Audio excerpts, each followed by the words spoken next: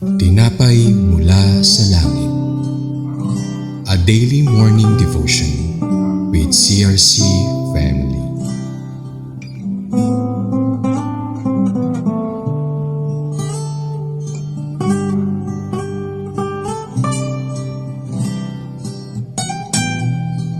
Isang pagpalang umaga po mga kapatid. Ako po si Cristina Martin Cate from CRC Tanay Daughter Church. Samahan niyo po kami sa ating programang Tinapay Mula sa Langit, ang pang-araw-araw nating devotion sa salita ng Diyos. Ngayong umaga ay matutunghayan natin ang magandang balita. Atin pong basahin sa Judges 2:1-3. Mula sa Gilgal, nagpunta si Bokim, ang anghel ni Yahweh. Sabi niya sa mga Israelita, inilabas ko kayo sa Ehipto at dinala sa lupain na aking ipinangako sa inyong mga ninuno.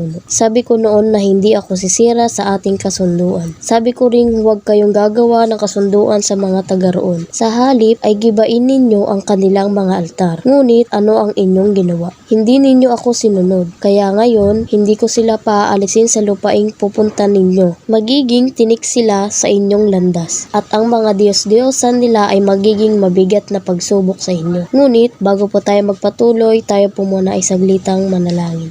Ama namin Diyos na makapangyarihan sa lahat, dinadakila at pinasalamatan ka namin. Maraming salamat po sa pagkakataong ito na inyong ibinigay sa amin. Kami po ay lumalapit sa inyo na may pagpapakumbaba. At Lord, patawarin mo po kami sa aming pagkakasalang nagagawa sa isip, sa salita at sa gawa. Pakalinisin mo po ang aming mga puso at isip bago humarap sa inyo, Panginoon. Maraming salamat po sa bawat blessings, protection and mercy na pinagkakaloob niyo sa amin. Lord God, dalangin po namin sa araw na ito ay maging successful ang aming mission kung ano po ang inyong nakaplano para sa amin. Guide us Lord sa araw na ito at sa aming gawain upang mapalago ang aming pananampalataya sa inyo. At sa inyo lamang po namin itataas ang pinakamataas na papurit pasasalamat sa pangalan mo Jesus. Amen. Panimula. Mga kapatid, sa karaniwan ang nangangaral ay tao, pastor, leader o propeta. Ngunit sa Judges 2, ang mismong anghel ng Panginoon ang nangangaral sa Israel. Hindi ito mensaheng puno ng aliw, kundi mensaheng puno ng katotohanan. Hindi ito sermon para palakpakan, kundi sermon para magnilay at magsisi. Ang tanong ngayon, kung ang Diyos mismo ang magsasalita sa atin, ano ang kanyang sasabihin?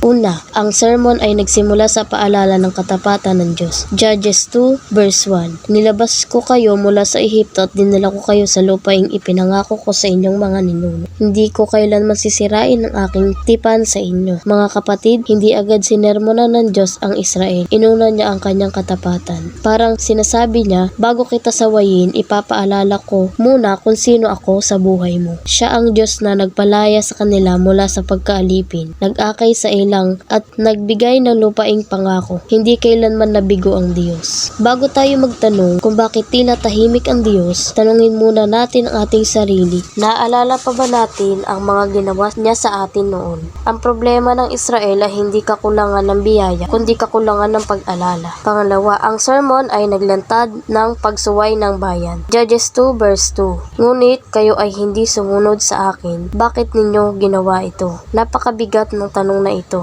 Hindi sinabi ng Diyos, hindi ninyo kaya. Ang sabi niya, hindi ninyo sinunod. May malinaw na utos ang Diyos. Wasakin ang mga Diyos-Diyosan, huwag makipagtipan sa mga Kananeyo. Ngunit, pinili ng Israel ang kompromiso. Unti-unti nilang tinatanggap ang kasalanan hanggang sa ito'y maging normal sa kanila. Mga kapatid, ang kasalanan ay bihirang dumating bilang malaki agad. Madalas dumating ito bilang konti lang naman, isang beses lang, okay lang siguro. Pero ang tanong ng Diyos ay nananatili. Bakit ninyo ito ginawa? Pangatlo, ang sermon ay nagbababala ng bunga ng pagsuway. Judges 2 verse 3. Hindi ko na sila palalayasin sa harap ninyo. Sila ay magiging patibong sa inyo. Hindi binawi ng Diyos ang kanyang kapangyarihan. Binawi niya ang kanyang proteksyon. Hindi dahil masama ang Diyos, kundi dahil iginagalang niya ang desisyon ng kanyang bayan. Ang mga kaaway na dapat sana'y natalo ay siya, ngayong magiging tinik sa kanilang tagiliran, magiging tukso sa kanilang pananampalataya, at magiging dahilan ng kanilang pagbagsak. Kapag paulit-ulit nilang tinanggihan ng Diyos, darating ang panahon na hahayaan niya tayong anihin ang bunga ng sariling ating pagpili. Ang disiplina ng Diyos ay hindi para sirain tayo, kundi para ibalik tayo sa Kanya. Conclusion. Pangwakas na panawagan sa ating lahat. Ang sermon ng anghel ng Panginoon ay hindi lang para sa Israel, para rin sa atin ngayon. Ang Diyos ay tapat noon, ngayon at magpakailanman. Ang tao ay madaling sumuway, ngunit ang Diyos ay nagbibigay pa rin ng pagkakataong tayo ay magsisi kung may kompromiso sa ating buhay. Panahon na para itong talikuran, magbago at sumunod sa nais ng Diyos. Kung may kasalanang tinago, panahon na para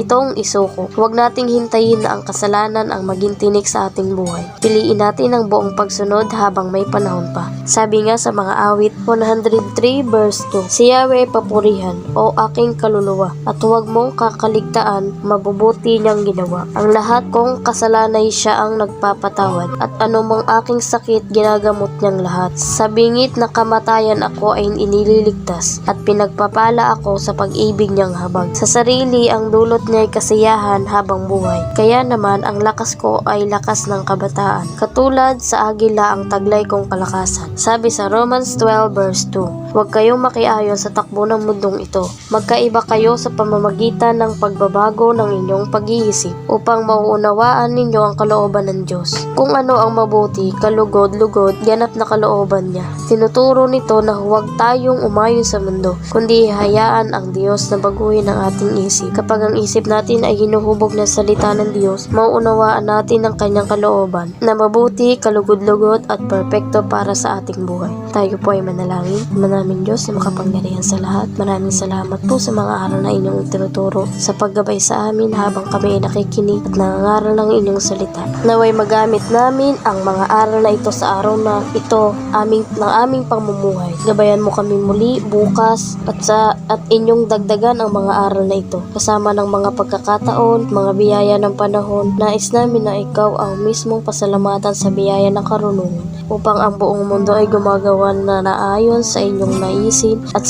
kami ay mas lalong makilala ka upang ang lahat ay maligtas sa kasalanan. Sa pangalan ni Jesus, Amen. Maraming salamat po sa inyong pakikibahagi sa ating programa. Lagi mo natin pagnilayan ang salita ng Diyos mula sa ating puso. Dahil lubos ang magiging kaunawaan nito, muli po ninyo kaming samahan bukas sa pagnilay-nilay ng kanyang mga salita dito sa programa ang Tinapay Mula sa Langit. Malaya po ninyong i-share ang video na ito upang kayo rin ay maging pagpapala sa iba. Pagpalain po tayong lahat, ating Panginoon. Magandang umaga.